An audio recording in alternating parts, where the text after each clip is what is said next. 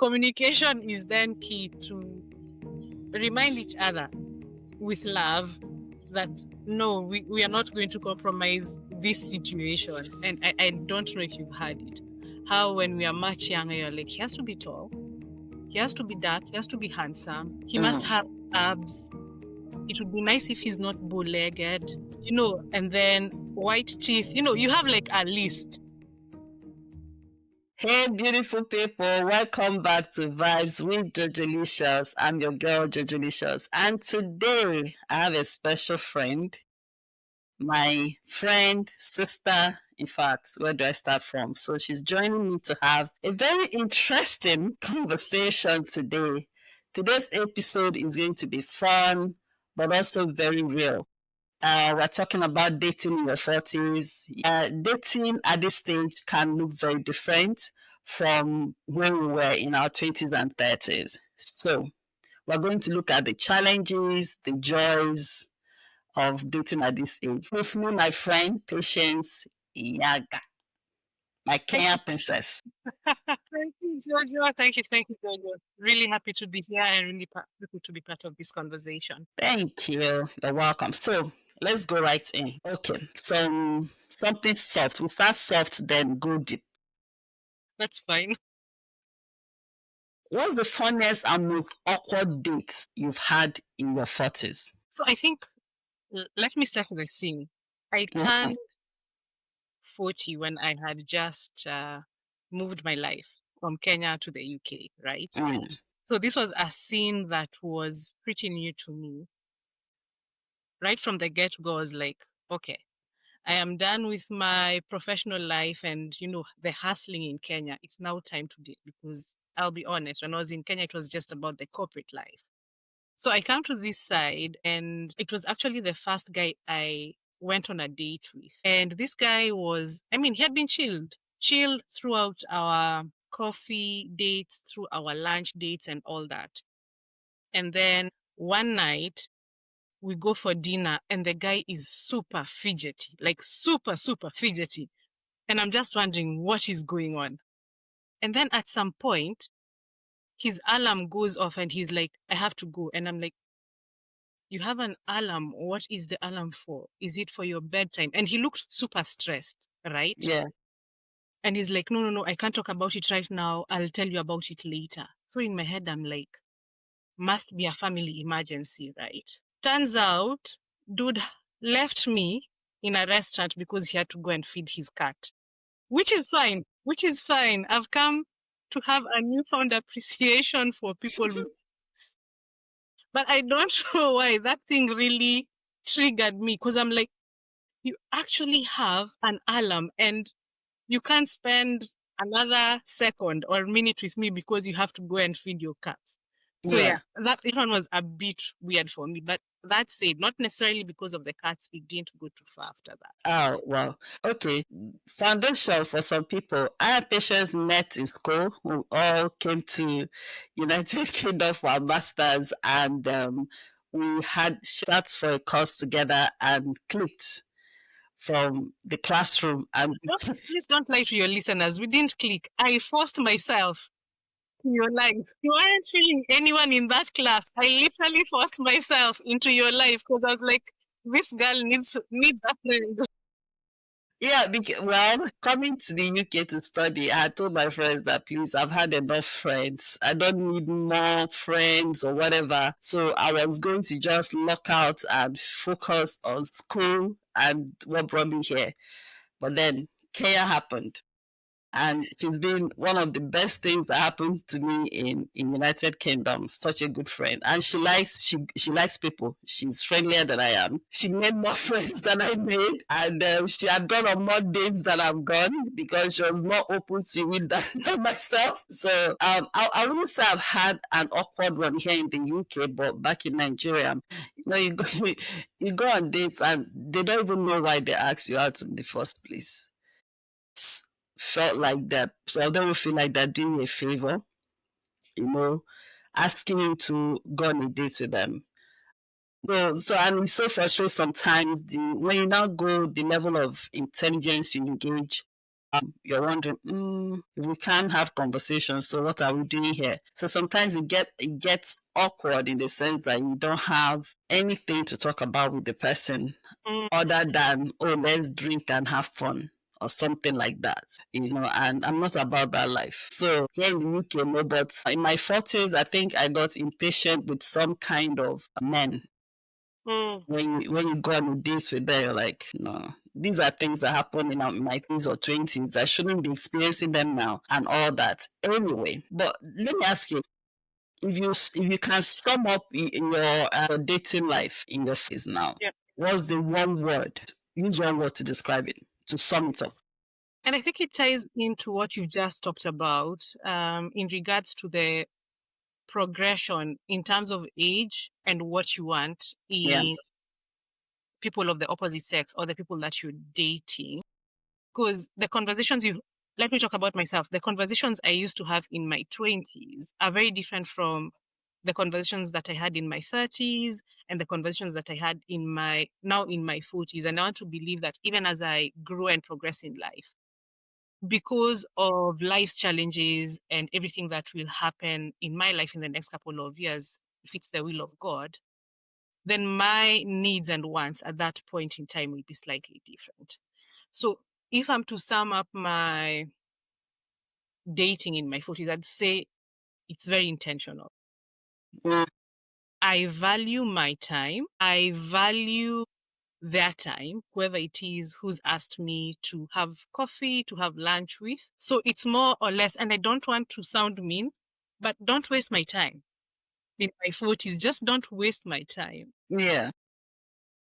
I, I, I want to know exactly what you want right from the get go. Yeah.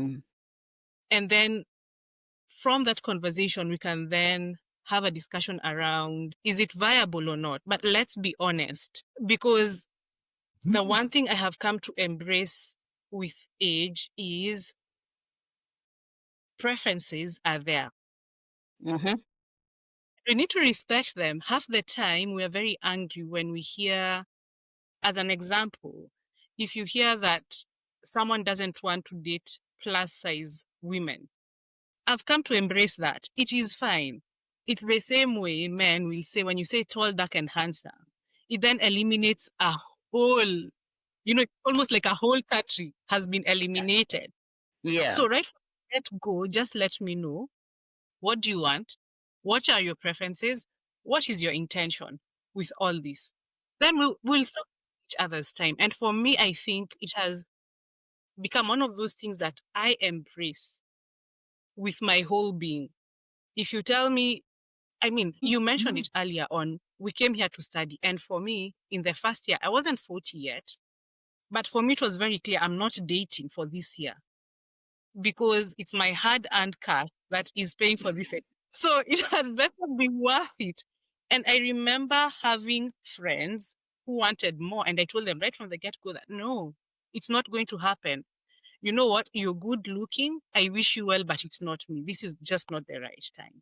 So yeah, Yeah. I think intentional is the word I'd use to sum up my dating in my 40s. What about you, just I think I have the same word, intentional, because in in my 40s, I'll be 50 in 2 years. Oh, nice. Look at you looking 30. In my late in these late 40s as well, I've come to know what I really want. I think as you grow older, you really know what you want. Because if you're coming to me to date me, what do you really want? Mm, Your friendship is fine. Then I know that's what you're coming for. Then we're friends. If you just want a plaything, you say, "Oh, I want a plaything." I say, "Okay, I'm not interested," or "I'm interested." yeah, There's no corner about it. There's no trying to get into my life and then you're not sure. No, no, no. From the get go is what do you want? So yeah. be intentional. And also, if I now start dating you, I'm not. For me, really, it's not about the butterflies or crazy love thing. Is companionship, is someone to talk to and Mm, share things with. everything, business, career, life, scripture, somebody you can engage with and person can engage with you and share his life with you. That's what it's about. It's not about, oh, what color is the wedding dress or what color is the bridal train. Dream is, okay, this is my person, my man. So it's about the intentionality of knowing what I want, how I want it, Mm-hmm. and all that. So, but if yeah, that will sum it up. I agree with you. For me, some other people might be interesting. And for our listeners, please let me know what your one word is to describe your dating in your 40s. Even if you're 35, let me know, because 35 now, you're almost 40 as well. So you might as well share with us what sums up your dating life in this season. Jojo, I'm just wondering, has that changed for you over time? Yes, over time. Okay. When I was in my 20s, Mm-hmm. well, I didn't start dating anything like that till I was in the university. I was 17 or 18 when I entered university. I was small, so what do I know? But I think that was where I had my first ever boyfriend. And we like dated for God knows how many years and then ended. And we've had other Johns and James come and go. But I realized that in my 20s, I think I wasn't intentional about relationships in the sense that if you come, I immediately assume you want to marry me and then start building castles and imaginations. And then if it doesn't work, you feel like, but now in my phase, when I meet someone, the first thing on my page is not, are you going to marry me? It's friendship, companionship. Like I always tell people that, ask me, I said, if marriage happens along the line, praise God. And I said in one of my episodes as well. But the process of getting there is very important to me now. Before now, it wasn't, I wouldn't say I was very, if you get what I mean, my younger days. But now, in Mm, this my younger days as well, because I'm very young, I prefer to, enjoy the process of dating. okay. Now, in my younger days, it wasn't very clear if I'm sincere to myself. I've met people we've dated, some of them were almost married. With hindsight, each time I wake up, I still say, thank you, Jesus. Because it's either I will kill you or you will kill me. I probably would have made a mess of it. And people that know me will be like, is she mad? But I've seen myself grow emotionally, mentally, spiritually, bodily, that I can make decisions for myself now. I can say I like this person and I mean I like this person. And I can say I don't want Yeah. to talk to you and I don't want to talk to you. And there's one of my friends said, Josephine, when you want to walk away from people's lives, you just walk. I said, if I get to the point of walking away, it's been a process. Now that's when I was in my 20s, 30s. Now the process is shorter for me to walk away. I don't give too much, I don't give too much room again. Like, please, bye. Yeah. So what about you? Tell That's me. interesting. You looked like when you were in your 20s and 30s, you were enjoying dating more. It's different. It's different, I must admit. In my piece, and I think just like you, I wasn't necessarily uh serial data, so to speak. I mean, for those who had many people to date, power to you. But for me, in my case, I went to a Christian university. So again, there are those restrictions with being in that space. But I feel like in my 20s, it was just about fun.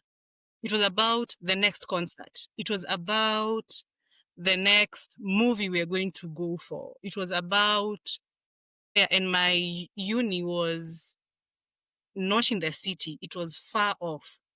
So it Mm, was more of, come Friday, we're out of this place. Where are we going to do XYZ? So I feel like in my 20s, it was more about having fun. My 30s, again, that was the peak of my career, if I'm being very honest. But in my head, I felt like whoever I'm going to date in this period is more about potential, a potential husband, because my 30s are over. I was supposed to be married by the time I'm 25. Whoops, that has not happened. So we are now in 30s. And I think at that time, my mindset was if I'm to date and marry someone, it's more about potential. What can we build together? what can we invest in? What do they want? And are those wants aligned to my wants? So it's more about, I think, potential for our future and how we'll grow in future. In my is my sister, life teaches you because you've seen people who've walked that path and now you know better. In my 40s, I know I said it earlier, it's about being intentional, but I think in my 40s, my dating is more around peace. And I make it very clear that the most important thing to me is peace of mind. Yes. If you're coming with baggage, With drama. I just don't have room for that right now because I feel like I have lived more years than I have left before I kick the bucket. So those few years that are left need to be, I need to have fun. I need to have, as I say over and over again, peace of mind. Peace of mind. And I need to be in a space where I feel like I can thrive and the best version of me can flourish, not necessarily because I'm with someone else, but because I have the room and space to be exactly that, to be awesome, just because my mind is at peace. So yeah, I think those are the transitions that have happened in my life. Yeah. Interesting you talked about peace of mind because I've realized that is one thing that is always on my mind. Like, if you're going to give me problem, please, I can't deal, because I think one of my episodes where I say some people thrive in struggle. People, because some people like to quarrel, you know, argue, fight over nothing. Once you bring that drama close to me, it means that I'm gone. His brother, bye. No time for that, because how much time do we have in this life to spend time quarreling in at this? No, his brother, But bye. I think it's age and experience that gets you to that point. And I think those are the realizations that you make as you grow older. When you're younger, peace of mind is not at the top of that pyramid because we're having fun. If we get married, the assumption is we are still going to have fun in that marriage. Bills will Yeah, pay themselves, that yeah, type of mindset. But I think as you grow older and as you experience some of these things directly or indirectly, because some of the lessons are through, should I say through proxy, because it's our friends, it's our cousins, it's our aunties who've gone through some of these things, then you get to learn. And I feel like a switch happens yeah. because you've seen how things are in real life. True, Yeah. true. So let's go deeper. Real challenges in dating at this time, Mm-hmm. at this season. Mm-hmm. Do you feel like the dating pool gets smaller in your 40s? That's an interesting one. I think so. Yeah, Let me say, maybe let me put a disclaimer. It's smaller by virtue of the African context. yeah. African context is okay. Let me talk about the Kenyan context. The Okay. Kenyan context is primary school, high school, university, and then as you start working at around 24, the idea is, where is this man? When are you moving out? And sometimes it's a big push by relatives. At times it's subtle, but I Yeah. just feel like society can easily make you feel like it's time to get married. I remember straight out of university, we were a group of 5 girls, and in the first, I think 3 years, 2 got married. And whether you like it or not, it plays a number on you because you're like, people are leaving us. Yeah. So as a result of that, by the time you get to your 40s, let me talk about Kenya, are married. Yeah. Most people are married. So yes, the pool is much smaller. But what I realized before I left Kenya for the UK is it might be smaller, but the quality is good. Some of the guys, again, they're outliers, but the quality is good because I felt like in my late 30s, the people who'd approach me are people who unfortunately were in the same hole I was in. People who spent their lives trying to climb the corporate ladder. Mm, And then you get to a point where you're like, life has happened. I probably need to move to the next step. mm, What I didn't like, if I'm being very honest, is at times there's a pressure of I need to get married now. And that would push me off. We can't go on 4 dates and then on the fifth date you're asking me if I can be your wife. No, mm, that is not happening. But in terms of the quality of conversation and the thought process and where people were at in their lives and what I hate this word, but I'll use it, and what they were bringing to the table, table. I felt like the quality was better. Mm, So I'm tempted to say the dating pool has fewer people, but finer people, refined people. in Kenya, I'm talking about my context, as I said. in your present location, is a pool smaller and with quality? I can't speak for this space, and I'll tell you why. When I checked in, as I told you, I tried dating. I went on, if I'm to talk about serious dates, I'd talk about two.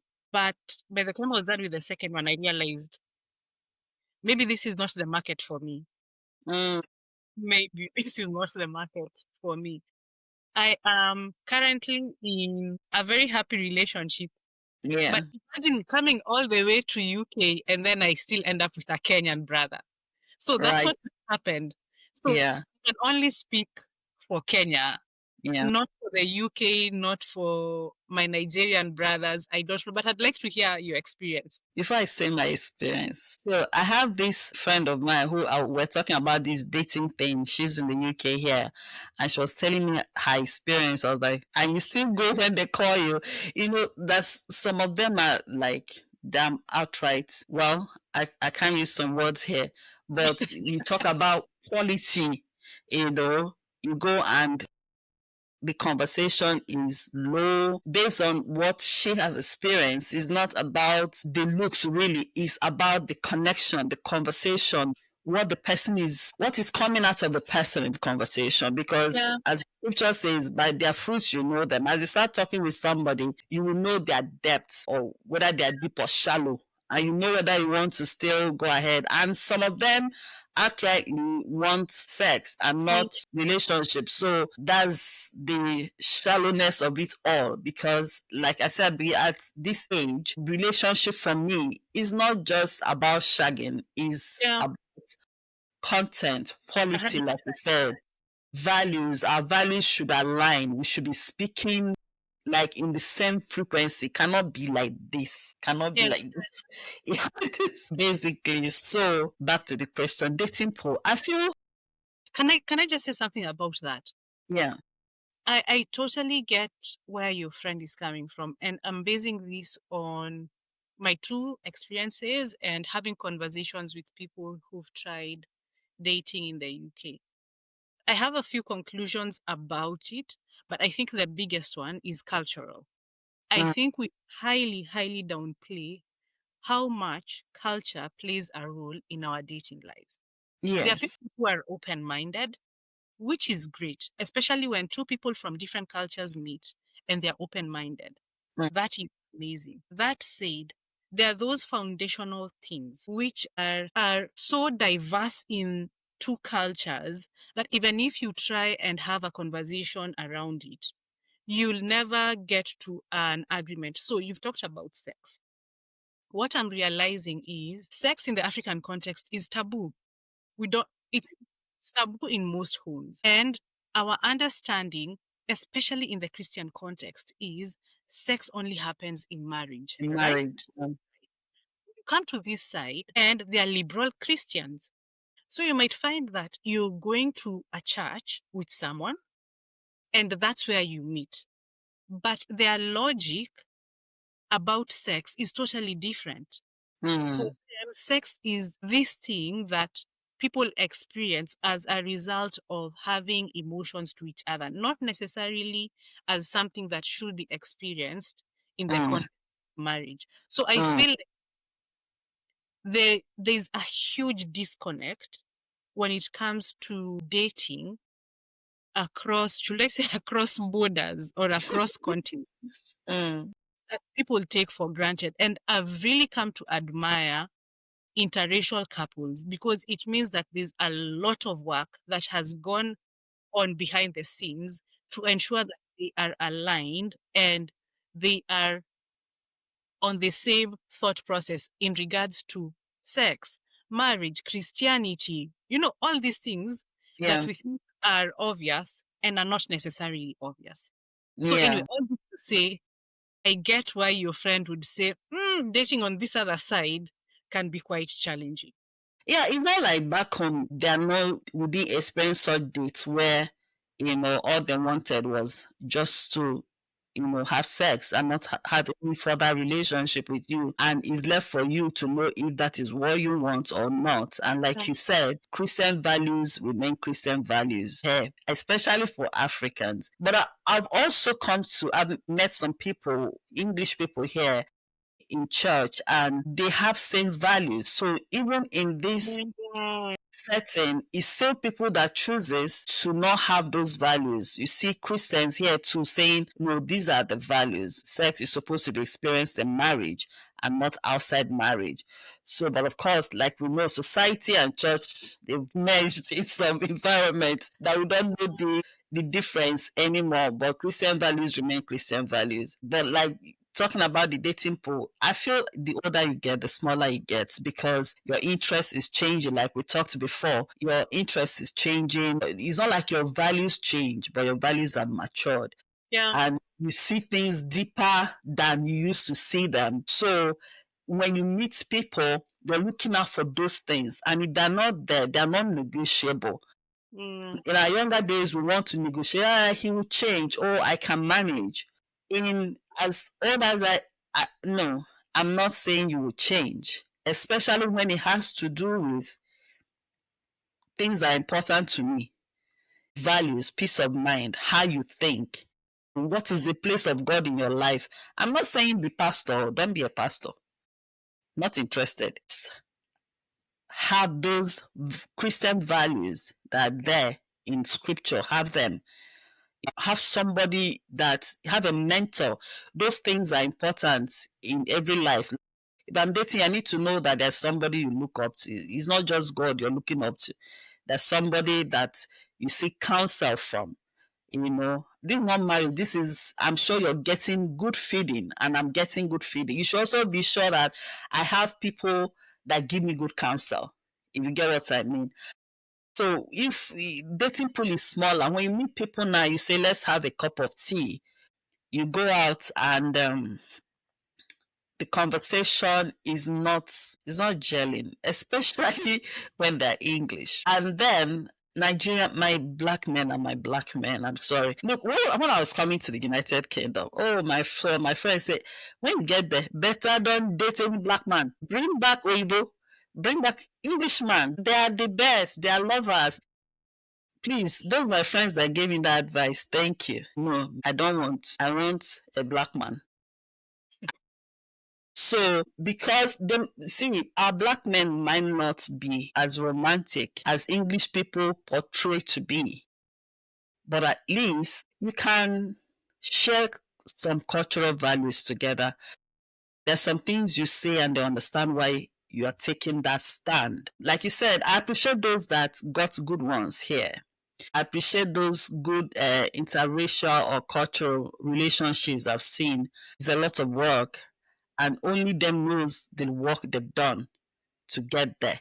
And some of them, God just probably positioned one of the few and said, "This is for you," and you get it. So, but that does not mean people are finding interracial relationships. But here in the UK, the pool is small. Mira, what do you think about um dating apps? Because the pool is getting smaller and dating apps are taking because I actually registered. I remember this story. Yeah, let's talk about it. I think I recall this. So you encouraged me to get a dating app. You especially. I was rooting for my sister. Right. So explore dating apps. Some are free, some are paid. And the truth for me, my experience with dating apps is maybe some people have found something interesting there, but I've concluded that they're not for me because I feel like some of the people there, one, they're married. Two, they're not there for something serious. They're exploring. No, Jojo, can we say that you're anti dating apps because it didn't work for you? No, I'm not anti-dating app. I'm not saying you shouldn't. That's why I say it's not for me. It can work for some people. I've seen people that got it. That there's a lady on this YouTube. She one of those as a Bumble or something. She met her husband there. Mm. And I've heard stories of people that it worked for. But for me, I wasted my money in the one I paid because all the connections I got were rubbish people to the best of my knowledge. God forgive me, but those connections were not connections. There's one that we connected and he was asking, we chatted for just a few seconds and he wanted to see me. He now said, then I was still in London and he said, oh, I should come at so please. That might tell I said, God forbid. This one, they will kill me and I'll be on the news. So maybe I'm paranoid, maybe, but it's just not for me. It's not for me. I hear you. I don't know. I am just convinced that you've totally dismissed them because I know you tried it for a short period and it was frustrating for you. So I think that's why you dismissed dating apps. Yeah, please. If it works for anybody, patience, they should go for it. Percent. But for me, because it got to a point, I think I came home one day. This one wasn't on dating app. This was, the is it meet.com or so where, international expatriates means hangouts and everything. So I'd registered, gone for a few of those their hangouts. And the hangouts were meant for you to meet people, connect, start friendship, and all that. I went for one and I came back. I sat on my bed and I said, God, you see the four walls of my room? This is where that man will meet me because I'm not going out again. I'm totally done with this thing. In fact, if that man will not come and find me in my house, forget it. I'll go to work and come back and sleep. I don't care. Because is it because the vibe was off? Is it because the people did not align to your values, or it was just a meetup? I went for like 3 or 4 of them. The first, everybody knew everybody. I was the new one. One of those. And then the second one, it was supposed to be connection as per it was both a professional and relationship connection. Created that one for. We got there and 99.9% of the people there came to take somebody home tonight. Then I went for one and everybody wanted their voice to be heard. You know me, I don't flourish in those kind of places. Most of them knew each other. I think we were like 3 or 4 that were new for that particular forum. The people that already knew each other were just, everybody wanted their voice to be heard. Then after that, we had this long walk around where it was in central London, one of those bourgeois areas in London. And we had a long walk around that place. I got allergies because the was during autumn. Was this spring? I can't remember. It was so high. I came home itching and everything. I think that was the one I told myself, Jojo, sit down. It's done. There's no need to waste your money, your time, because I analyze, you know how we do reflective essay in school. I reflected on it and I'm like, I didn't see any value it added to me. Mm. I know even if I stayed at home and all I did was watch movie that day, that was more valuable for me than all those times I went out to see. I don't know what, just because I was obeying my friends that say, go out there, go out there, go out there. So that's my experience, Pepe. I hear you. I hear you. So there's something you touched on earlier on about being taken out on a date and then you end up dead. Unfortunately, that's the mindset I have about dating apps. To date, that's the mindset I have. So I remember coming to this side And everyone is talking about Tinder, everyone is talking about Bumble, everyone is talking about even Meetup. Let's be honest. Mm. When I went for a Meetup, what do you call it, event, I tagged you along because I'm not going to go there and die alone. Yeah. And Meetup is very casual. It's very Yeah. casual. Usually it's many people, but even then I was scared. Let me give you context. Just before I came to the UK, there was a story about Tinder. A man met a lady. They had a good time. First night, they went to his room. The next day, they are looking at CCTV and the girl was being dragged out in a suitcase. And I was like, you know what? I've come to the UK to study and have fun. I will avoid these things. And unfortunately, that's the mindset I've operated in since I came to this side. I have never subscribed to any, I have never ventured into that space. But if someone is adventurous enough, like you are, power to you, because I know of amazing stories. There's a friend, no, let me call them an acquaintance, who met the husband. They're currently married and came to the UK at the same time, was on one of these apps. They are married. I know of another story where someone has just moved countries because they feel that it's a good connection. And yes, so far it looks like those people are getting along. So I think there are many good stories, but for me, I operate from a point of fear when it comes to dating apps.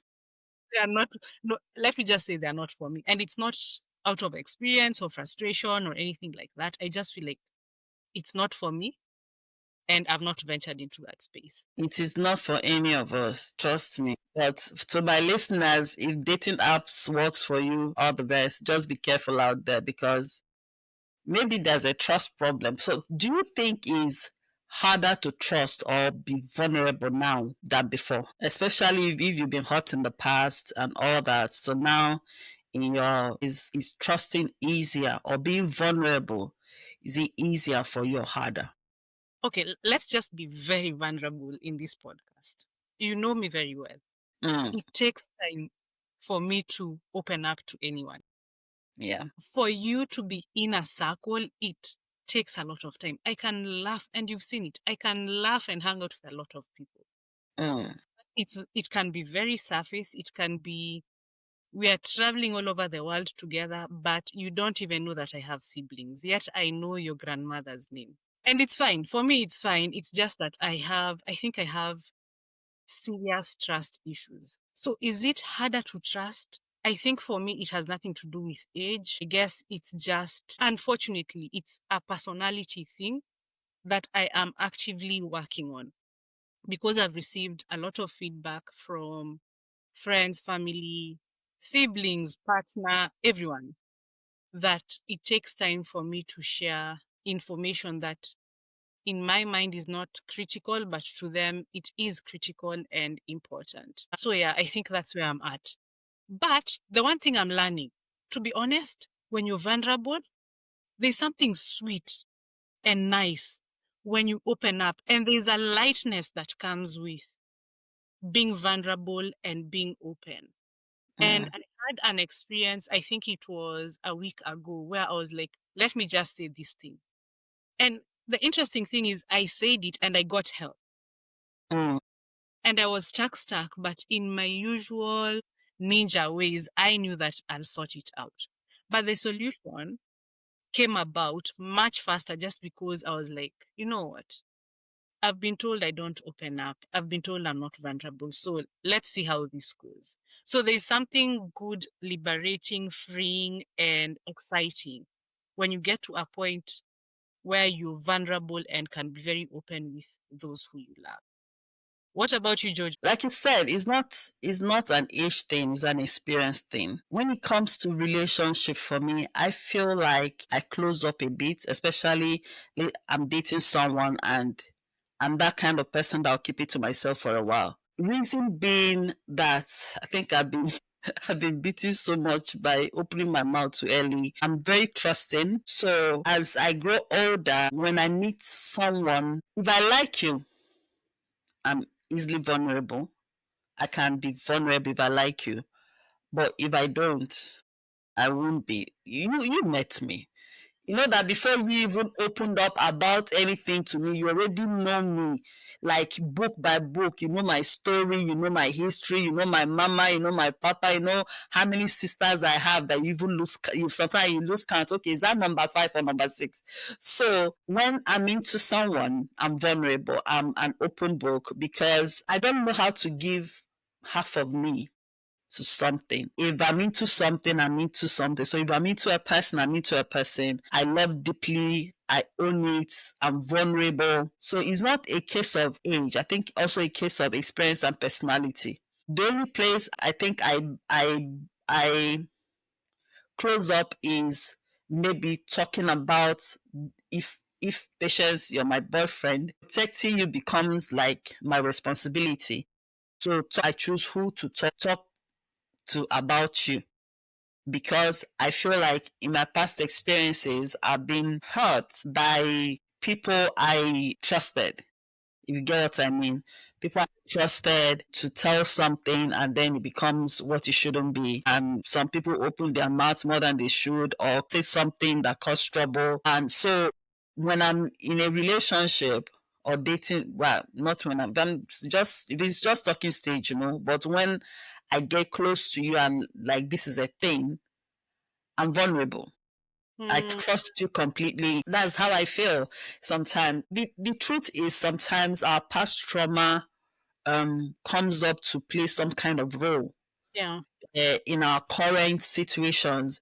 So if you're in a relationship, some things will happen and it triggers something that happened in the past, in your past relationship, and you find yourself trying to close withdraw. What if this happened? What if that happened? I'm not being this vulnerable anymore. For me, it happens to me, and sometimes I catch myself saying, don't bleed on the person that didn't hurt you. The person you're with right now is not the person that hurt you. So don't transfer that into this relationship and ruin it. Keep open heart. If you get hurt, you get hurt. Yeah. That's life, but give it your best shot, your best self, and let God do the rest. God is in it, God is in it. So trusting is not of age, anyways, experience. I hear you 100%. Jojo, I just want to confirm that I'm hearing you right. Are you saying that there's the trust element where you don't want to share about your romantic relationship with friends and family because of past experiences? But are you also saying that at times in the course of a relationship, there are things that happen that can make you shut down with your romantic partner because you feel like trust has been broken and you don't want to be as vulnerable? Is that what you're saying? Because I feel like there are two things you're talking about. Okay, yeah, the first is because of past experiences, I'm not too quick to share my romantic relationship with family and friends. Got you. I give it time. Then the second is what's the second? The second one is about your romantic partner. Yes, yeah, you know how you can be in a relationship and something happens Mm-hmm. that looks like something that's happened in your life before. Okay. Then you're like, I think I've seen this somewhere, and it triggers something in you that wants you to close, to Mm, shut the door. Say, but I've caught myself also saying, do not let your past come into your present. Be able to say, that's my past. This is the present. This is a new person. correct. Correct. And I'm going to treat this person. I'm going to use the healing I've gotten from that past to handle this. Mm, Because what the past trauma does is that if it's triggered and you don't bring in your healing into it, instead of your hurt, I've been hurt in the past. So this has triggered the hurt. So I'm now trying to bring in that hurt of the past into this present situation that is not yet a hurt.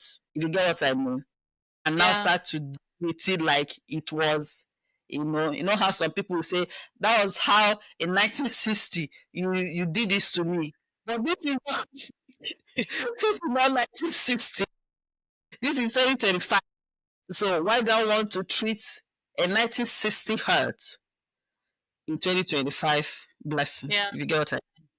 Yeah. I like that reflection because I think relationships in older age, and now we're talking about our 40s, I think you have time and space to reflect about certain things. When I was younger, to be honest, I wouldn't think of, like what you've just said around what trauma am I dumping on this person, yet it's none of their business. Yeah. Am I still carrying from 1925 and I'm dumping on this person? Yeah. I think Yeah. for me, that's the beauty of age where you get to a point to reflect and realize that you need to work on yourself Mm. as you're relating with this other person. Mm. Yeah, Yeah. I True. like what you said. Talking about hurt and all, have you, maybe you, I don't know if you had the experience, but we'll still talk about it. Navigating dating someone who's gone through a divorce or a loss. By loss, do you mean like death of a loved one or do you mean Death, death? death of a partner. Okay, I'm sorry. I know I've smiled, but I think it's because I've remembered a list that we used to laugh about. And I don't know if you've heard it. How when we are much younger, you're like, he has to be tall, he has to be dark, he has to be handsome, he must Mm. have abs. It would be nice if he's not bow legged, and then white teeth. You have like a list in your Mm. 20s. Then when it gets to your 30s, you reduce you're like, you know what, if he wears trousers, the bow leggedness is going to be covered. So it's fine. He doesn't have to be 6 feet. If he's slightly taller than me, that is fine. Then you get to your 40s, it reduces again, and people make fun and say, by the time you get to your 50s and you're still single, you're like, if he can breathe and walk, the rest are details. So that's what I've remembered when you asked that. I've not been in a situation where I've dated someone who is divorced or is a widower. Widow. Widower. God, widow. Yeah, Lord. If my mom was around, she'd want her money back for the school fees she paid. But I think forget divorce, forget being a widower. To be honest, I don't care. And for me, I don't think it's something that has come with age. I think I experienced loss at a very young age. I saw aunties losing their husbands, my uncles losing their wives from an early age. And people would move on in one way or another. They'd remarry, they'd get boyfriends, girlfriends. And for me, it was, if I'm being very honest, it wasn't a big deal. And I know we make a big deal out of it. But my thing is, everyone has a story. Everyone has baggage. So my question has always been, if you have baggage and if you have trauma, have you unpacked it? Are you going through therapy? Everyone has a story. Everyone has baggage. And whether we like it or not, I feel like we all have one form of trauma or another. It could be loss you haven't dealt with. Not necessarily a spouse, could be a parent that you've lost. But especially Mm. when you're in your 40s, life has happened. Yeah. It could be a relationship you haven't made peace with. It could be, there are so many things that form baggage and trauma. And my thing is, have you unpacked it? Have you gone through therapy? Have you sorted it out? And if you haven't, do I have the space and capacity to walk this journey with you? Or do I have the space and capacity to direct you to the right places that will Mm. ensure that you'll become someone who's whole, someone who's better, even if it's not for me, for the next person that you want to date. So Yeah. I look at those situations or people who probably gone through loss or people who've been divorced as people who've gone through life just like any other person. And my approach has always been, when you're dealing with someone's child, always approach them with empathy. It has to come from a point of empathy. It has to come from a point of, I may not fully understand what you've gone through, but I'm willing to walk this journey with you. I may not fully understand the impact and the implications of that situation has on you, but this is the right person to see, to guide you and ensure that you become a better person. Whether it's for me or for the next person, I don't know. So yeah, I have no qualms, by the way. I don't know what the future holds. And I don't want to say this to disrespect anyone, but if something like that were to come my way in future, it's something that I'd totally embrace. Because every day I realize I have baggage, but it's just by God's grace that someone has been kind and patient with me to accommodate my nonsense. Yeah. And that's the difference, by the fact that I probably have not had a wedding band put on my finger prior to this, but that's it. So yeah, for me it's not a big deal. What about you? I agree with you. For me, is the person that have gone through the pain, the heartbreak, the loss, or the divorce. Have you, like you said, healed? Yeah, because if you've not healed before going to another relationship, the person you're with is going to be frustrated, and you're going to like really, really hurt somebody you know you love, but because you're still dealing with your healing. I don't have a problem with that. And to be sincere, I don't think I've even ever had, even in my younger days, I don't think I've ever had a problem with that. Mm, But I think with maturity now, I also know that it's not an easy relationship to be, especially if the person is still hurting. yeah. So, like you said, if you're not open to that kind of relationship, don't go into it. Don't go into it because you want to be in a relationship, because that human being is going through a process itself. If you know you're graced to go through that process with that person, Mm, be the friend, be someone they can talk to. Because those processes or those situations, they are lonely times. They are times that people around you might not even understand the depth of what you're dealing with. mm, But if you happen to be in the life of those kind of people, in the life of a man, since we are women, in the life of a man going through the process of healing and growing through a loss or a divorce, you have to learn patience. If you do not have patience, don't bother. Allow them to heal. You have to be patient with their process, because even you, like you said, Pepe, at this age, we all have baggage. yeah. I have my own baggage that I'm healing from. So whoever with has his own baggage that he's healing from, and everybody is going through their process of healing while being there for each other. So for my listeners, if you're not graceful, you don't have to be in a relationship with people. They're human beings dealing with something really genuine. For the divorced people, if a guy that is divorced come to you, just be sure that you have the real story. You don't want to because I have a few friends that have gone through that process. Sometimes when you hear what their exes say is the reason for it, it's usually not what the reason is. So if you have a young man who has come to date you and is going through that process, or he's been divorced, say he's healing, you don't know the full story. It's only the story he tells you that you know. But if you start getting really serious with him, do your investigation to be sure that what he's saying is a real thing, so you don't enter into trouble. Because not all divorced people should go back to marriage, except if they've healed and they've learned their lessons. Yeah, my personal opinion. I think that's where honesty and communication then comes into play. But as you said, you might be honest, but is the other party being honest and communicating the truth Yeah, about the situation? I think the ideal situation, exactly.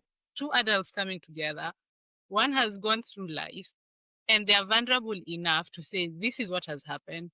This is my role, even though in very many circumstances, we don't see the role that we have played in some of these situations. But to be mature enough to say, this is the role that I played. And this is me. So right from the word go, someone knows this is the person I'm dealing with. This is the Yeah, monster that's come my way, and I am willing to deal with this monster, as opposed to yeah, someone who will, you know, give you the rosy side of things, apportion blame to the other party, and then you get yourself into another situation where you're like, I now get why this person was divorced. You know, that type of yeah, situation. yeah, yeah. Yeah. Yeah, having said that, do you think that people in their 40s have more non-negotiables? And I'm talking about myself. 100%. As I said, don't waste my time. I also don't plan on wasting your time. Yeah.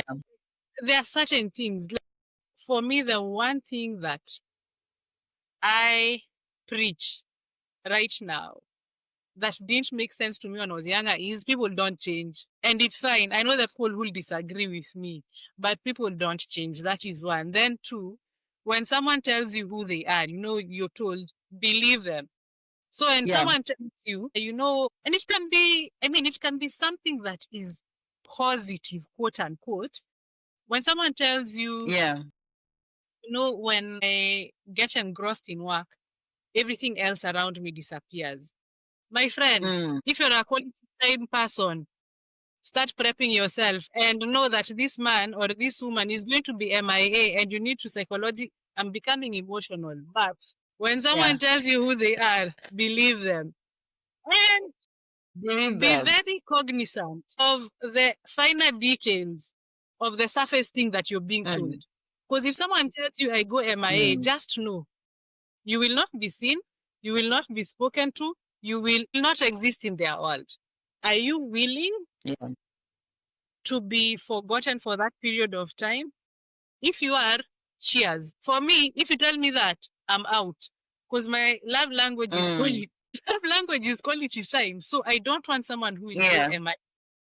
So to answer your question, yes, I feel like the non-negotiables, especially right from the get-go, are very red and very green for people who are older. That said, I must also appreciate compromise that comes into play, but within certain measures, because no one is perfect. But in as much as, yes, I'm a quality time type of person, I know that with work, there are peaks and troughs. So, in as much as my thing is quality time, I need to know that the same way I might have to work late once in a while, that might happen on the other side. And I need to extend grace. And I feel like that's where compromise then comes in to say, you know what, you've been working quite hard and I appreciate it because you're bringing food to the table. However, I would appreciate if, at least for the weekend, let's take a break from this. And I feel like it's those conversations that then create compromise to say, okay, I won't work on Friday night, but allow me to work for a couple of hours on Saturday morning before we have our time together, But for me, there are some things, there's nothing like someone will change. No, they will not. Even me, I know myself. I might try and change a bit, but there are those things that are deeply ingrained in you. I'm sorry. It looks like I'm very passionate about this topic.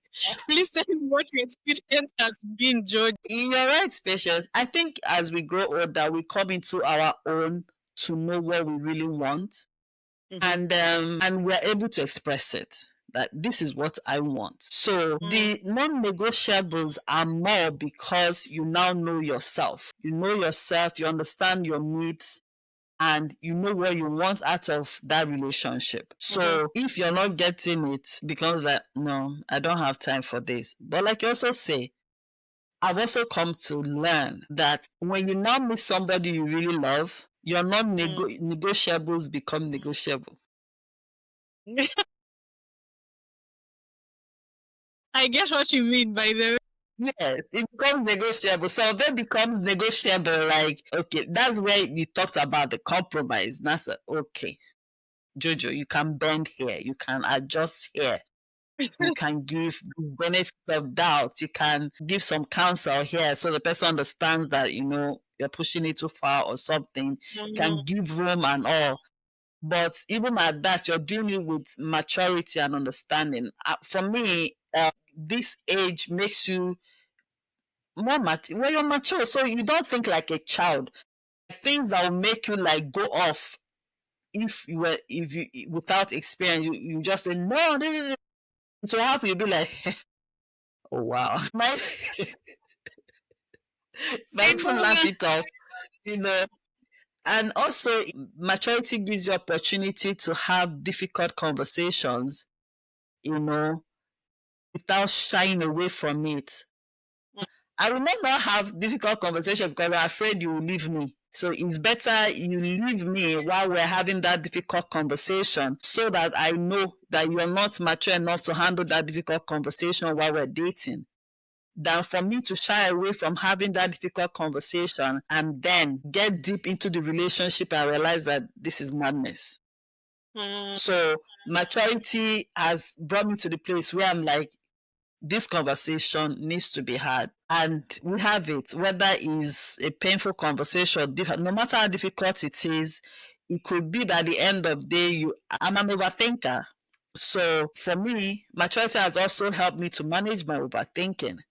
Um, so the non-negotiables are there, but with maturity, and then you get someone you're really into the person, you love the person, the non-negotiable starts to, have more definition. You get what I mean? You start to yeah. compromise, start to make adjustments to accommodate the person you're with.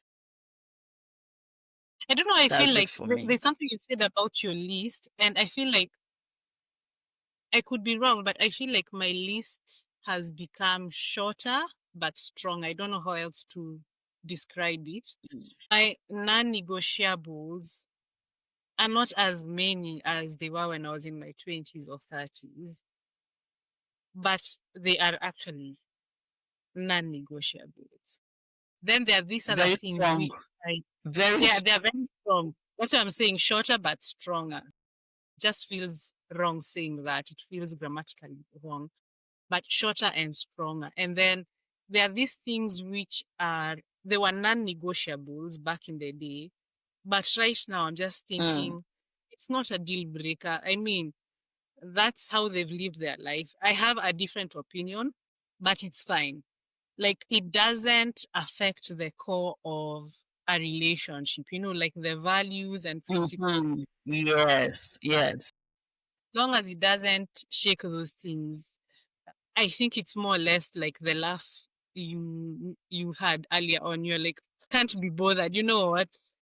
We move on. Moving on, please. Yeah, you just move on. Like you can't waste your time crying over certain things. As long as the foundation is solid and you know Yeah. the principles and what values that are dear to Mm, both of you. If those are compromised, that's another conversation altogether.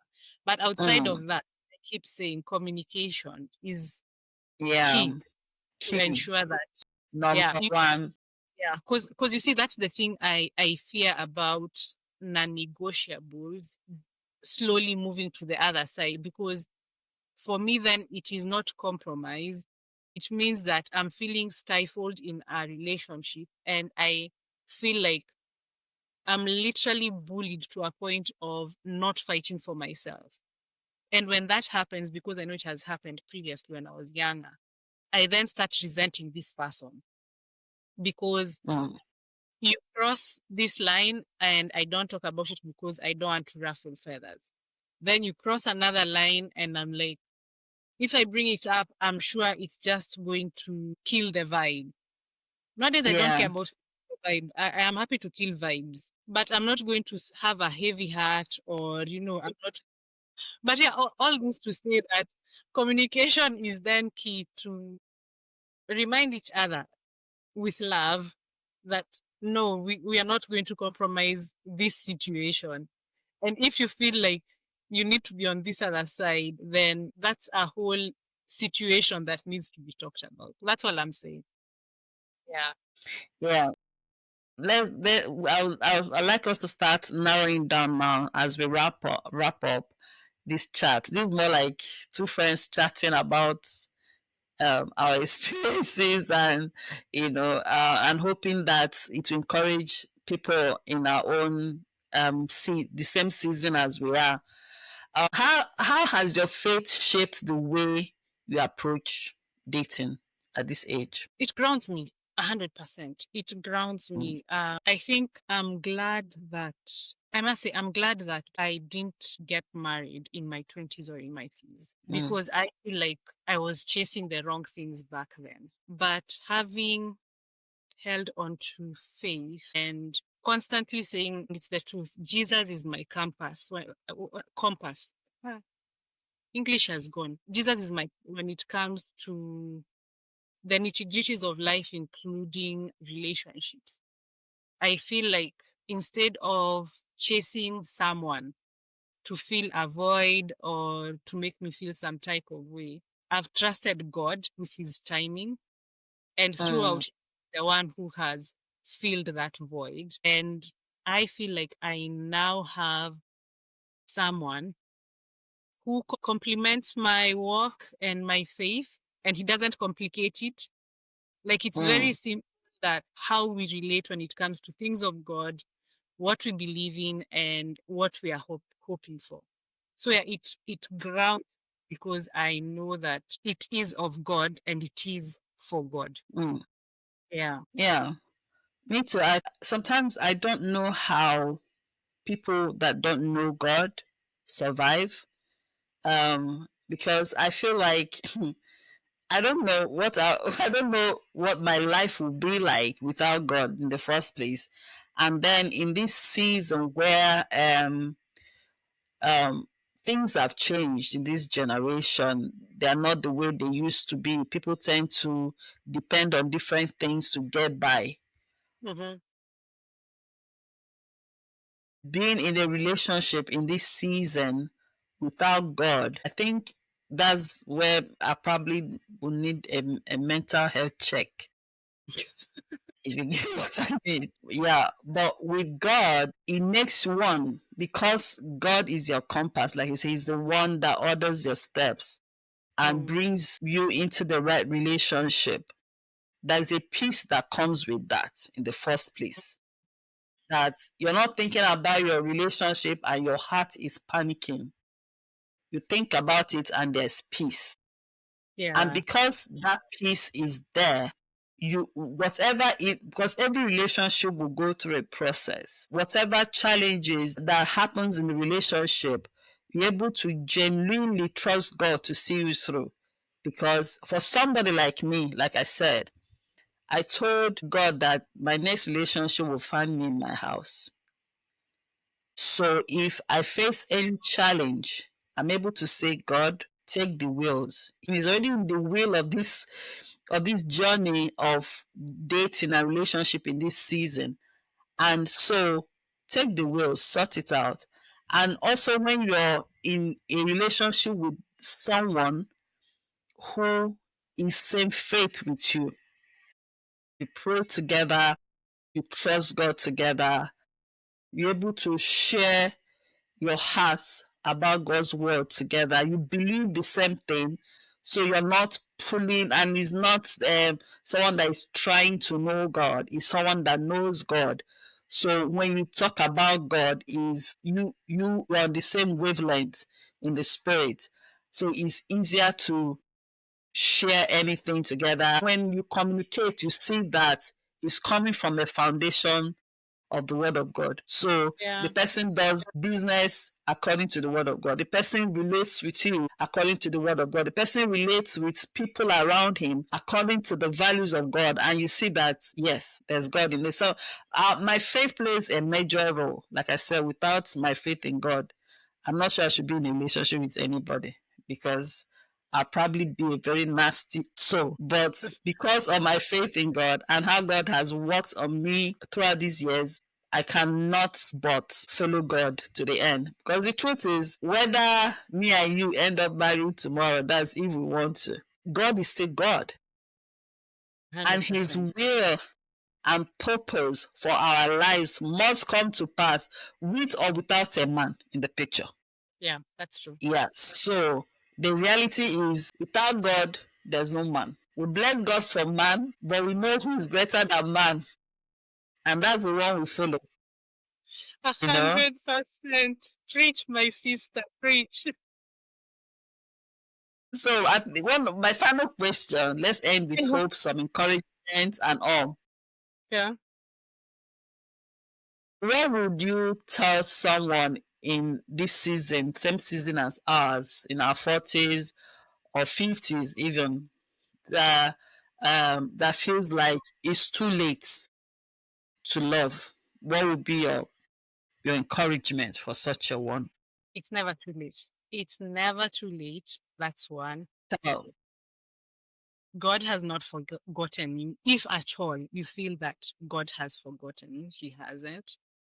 Because there are so many examples of beautiful love stories that have begun in the second half of people's lives. So you're not behind. You're probably just on a different timeline, but yeah, it's not late. It's not late. And the best thing that can happen is for you to operate using God's timing, because then you get to experience the beauty of being loved as God's child. So yeah, that's what I'd yeah, tell. It's never too late. yeah. What about I you, agree. Jojo? Wisdom when it comes to such things. What would you tell Right. ages? Right. I would say that it's never too late. Look, I am a firm believer in the times and seasons of God. I've seen God move in my life in different times, and it's not about just relationship. It's Mm, never too late for many things to happen for you. You know, God can show up at any time. I know it can be frustrating when you're waiting on something. It can be frustrating when you're trusting God for something because after a while, it'll be like you maybe God is not listening anymore. But I can testify that surely God is listening. He's got you. The Bible said that we are inscribed on the palms of his hands. The number of our hairs, he knows them. Do you know, can you count your hair? Then you have a God that knows the how many hair I have on this my he knows. Why won't I trust him? That means he knows me. And if the truth be told, if you die today, what is marriage? What is relationship? So God knows you.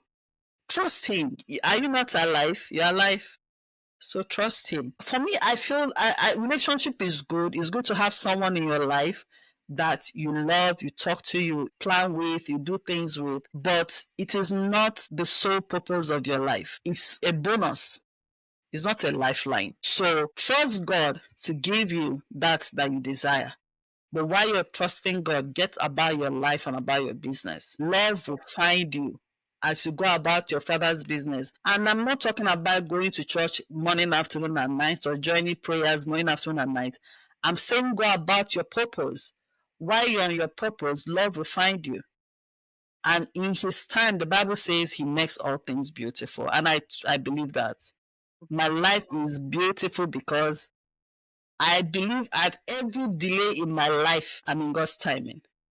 And that has helped me in my process, the processes I've gone through in my life, my health, my career. I know God is up to something every day.